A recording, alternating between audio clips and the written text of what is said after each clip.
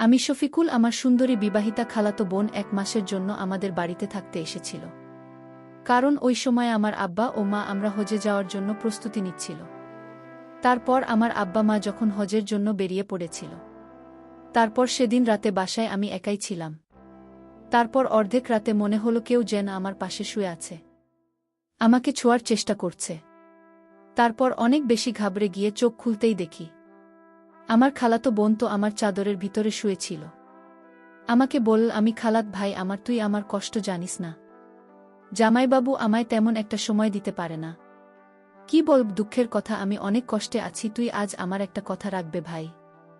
আমি তো খালাতো বোনের চেয়ে অনেক ছোট ছিলাম। আমি তার কথা বুঝতে পারছিলাম না। খালাতো বোন পাগলের মতো বলতে লাগল, ভাই আমি একটি বার তোমার সঙ্গে নিজের।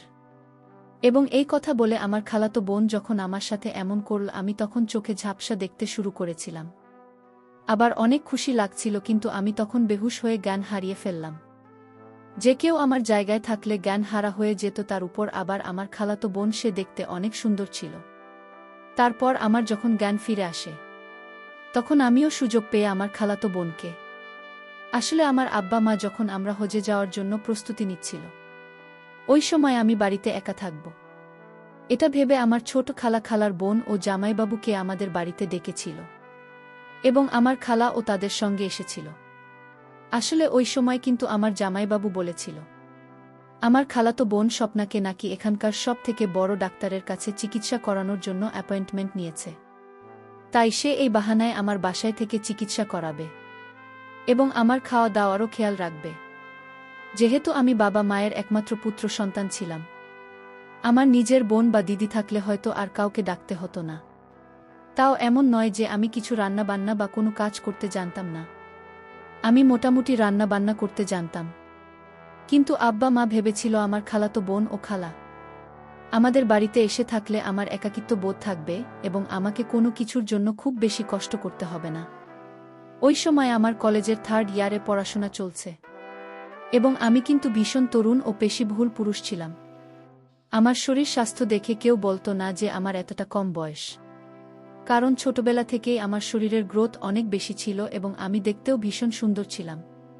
এদিকে আমার আব্বা মায়ের হয়ে যাওয়ার আগের দিন আমার ছোট খালা ও তার মেয়ে সফর এবং জামাইবাবু, তারা 3 জন এসে হাজির হয়েছিল। আমার খালার সঙ্গে তো বছরে একবার হলেও দেখা সাক্ষাৎ হতো, কারণ ছোট খালা তো বছরে একবার হলেও আমাদের বাসায় আসত 24 দিন থাকার জন্য। কিন্তু আমার খালাতো বোনের সঙ্গে প্রায় 4 বছর পরে দেখা হয়েছিল, কারণ সোফা আপু বিয়ের পরে সেদিন প্রথম আমাদের বাড়িতে জামাইবাবুকে নিয়ে এসেছিল এবং তার সৌন্দর্য দেখে তো আমি তার দিকেই তাকিয়ে থেকে গেছিলাম। বিয়ের আগে আমার খালাতো বোন আমাদের বাড়িতে আসত এবং থেকে যেত, কিন্তু বিয়ের 4 বছর পরে আমি সেদিন তাকে প্রথম দেখেছিলাম। আমার খালাতো বোন সফরের যখন বিয়ে হয়ে যায়, তারপর এসে আমাদের বাড়িতে আসার সেরকমভাবে কোনো সুযোগ পায়নি এবং আমার খালাতো বোন সফল ও বয়সে আমার থেকে প্রায় 7 বছর বয়স ছিল। আমার ছোট খালার সঙ্গে আমাদের কিন্তু খুব ভালো সম্পর্ক ছিল, তাই আব্বা মা হয়ে যাবে এটা শুনে আমার ছোট খালা আমার কাছে থাকতে রাজি হয়েছিল। সেদিন আমার আব্বা মায়ের যাওয়ার আগের দিন রাতে আমি মাকে জিজ্ঞেস করেছিলাম যে ছোটকার সঙ্গে সমস্যা, আপু এবং জামাইবাবু কি 1 মাস ধরে আমাদের বাড়িতে থাকবে? মা তখন হেসে আমাকে বলেছিল যে না না, জামাইবাবু সকলকে আমাদের বাসায় রেখে নিজের বাড়িতেই আবার ফিরে যাবে এবং সফল আপু খালা নাকি আমাদের বাসায় থাকবে।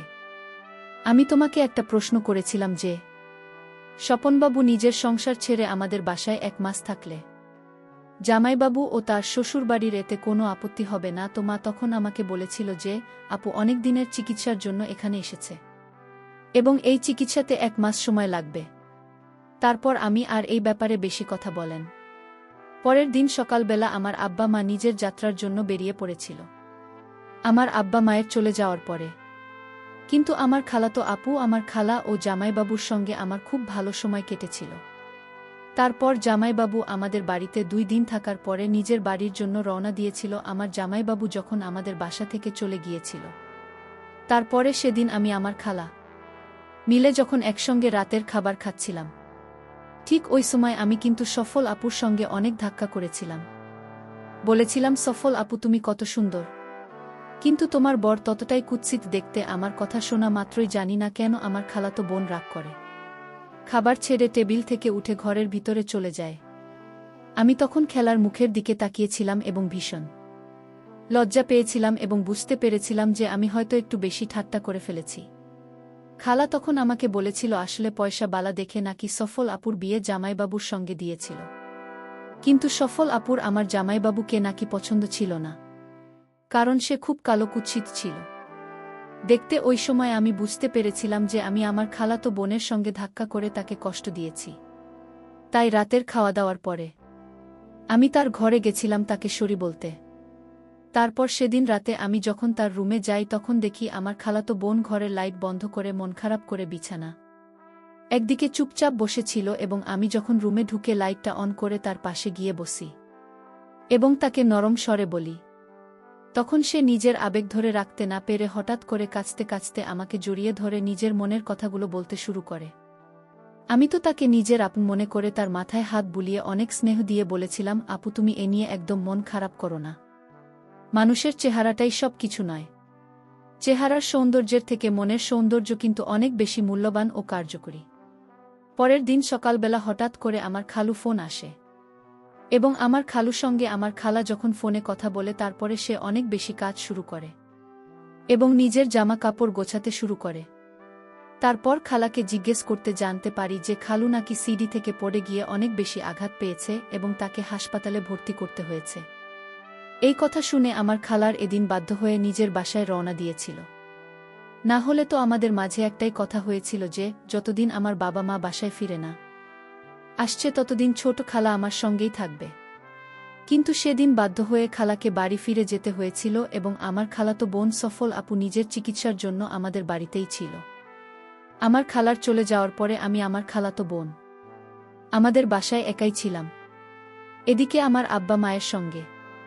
কিন্তু ফোনে আমার প্রত্যেক দিন একবার করে হলেও কথা হতো। কিন্তু যখন থেকে আমার খালা বাড়ি চলে গেছিল তারপর থেকে কিন্তু আমার আপুর হাবভাব একেবারে পাল্টে যায়। সে প্রত্যেক দিন নিত্য নতুন জামা কাপড় পরে আমাকে জিজ্ঞেস করত যে তাকে দেখতে কেমন লাগে, এমনকি সে যখন তখন আমাকে অনেক এবং আমি তাকে আপন মনে করে কিছু বলতে পারতাম না। আমি যখন কলেজ থেকে বাড়ি ফিরে আসতাম তখন সে আমার পছন্দের খাবারগুলো তৈরি করে এবং আমাকে অনেক যত্ন সহকারে খেতে দিত। আমি কিন্তু তখনও তার মতিগতি বুঝতে পারিনি। তারপর সেদিন রাত্রিবেলা যখন অনেক বৃষ্টি হচ্ছিল ও বাস পড়েছিল, ওই সময় আমি নিজের ঘরের লাইটটা বন্ধ করে বিছানায় শুয়ে কানে হেডফোন দিয়ে গান শুনছিলাম। কিছুক্ষণ পরে মনে হলো আমার কেউ যেন আমাকে কিছু করার চেষ্টা করছে।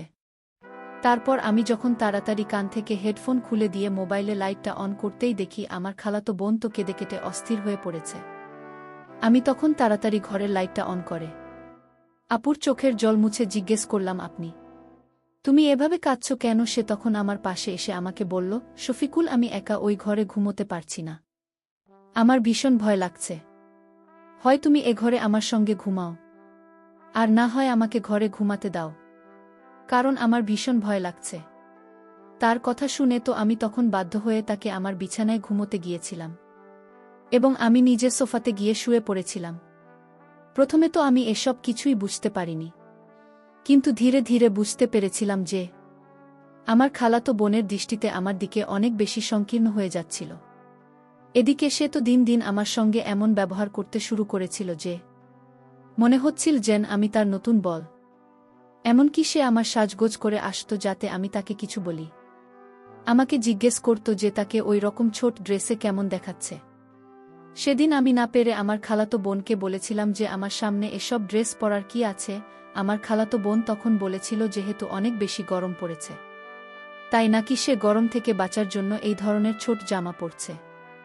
এদিকে প্রত্যেক দিন রাত হতেই সে কোনো না কোনো বাহানা আমার বিছানায় ঘুমোতে চলে আসত এবং সে যখনই আমার বিছানায় ঘুমত সেদিন রাতে আমার সারা রাত ঘুম হতো না। তখন আমার কিন্তু সারা রাত এদিক ওদিক করে কাত এবং এতদিনে আমি তো এটা বুঝতে পেরেছিলাম যে আমার খালাতো বোন আমার কাছে আসার চেষ্টা করেছিল, কিন্তু সে কেন আমার সঙ্গে এরকম করেছিল আমি সেটা বুঝতে পারিনি। আমার খালাতো বোনের এরকম মতিগতি বুঝতে পেরে আমি কিন্তু নিজেকে তার থেকে গুটিয়ে রাখতে শুরু করেছিলাম।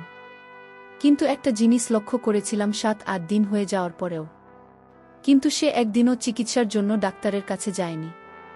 সেদিন আমি তাকে না পেরে জিজ্ঞেস করেছিলাম যে সে এখনো পর্যন্ত একদিনও ডাক্তারের কাছে কেন যায়নি। সে তখন আমার চোখে চোখ রেখে একটাই উত্তর দিয়েছিল যে তার নাকি ডাক্তারের নয়, তার নাকি ভালোবাসার প্রয়োজন। তারপর আমার খালাতো বোন অনেক চেষ্টা করেছি আমাকে তার সৌন্দর্যের জালে ফাঁসানো, কিন্তু আমি সবকিছু বুঝতে পেরে নিজেকে তার থেকে গুছিয়ে রেখেছিলাম। কিন্তু সেদিন আমার খালাতো বোন সব সীমা অতিক্রম করে দিয়েছিল।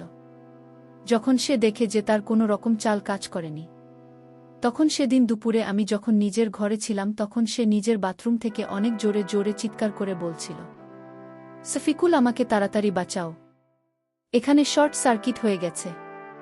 তার চিৎকারের আওয়াজ শুনে আমি যখন ভয় পেয়ে তাড়াতাড়ি ঘরের ভিতরে ঢুকে তার দিকে তাকাই, তখন তার দিকে তাকাতেই আমার চোখ দুইটা কপালে উঠে গেল। কারণ সে বাথরুমের ভিতরে এমন অবস্থা ছিল যে তাকে ওই অবস্থায় আমার দেখা ঠিক হয়নি।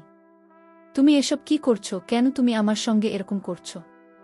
এরকম অবস্থায় তোমার আমার সামনে আসতে একবারও লজ্জা করে না?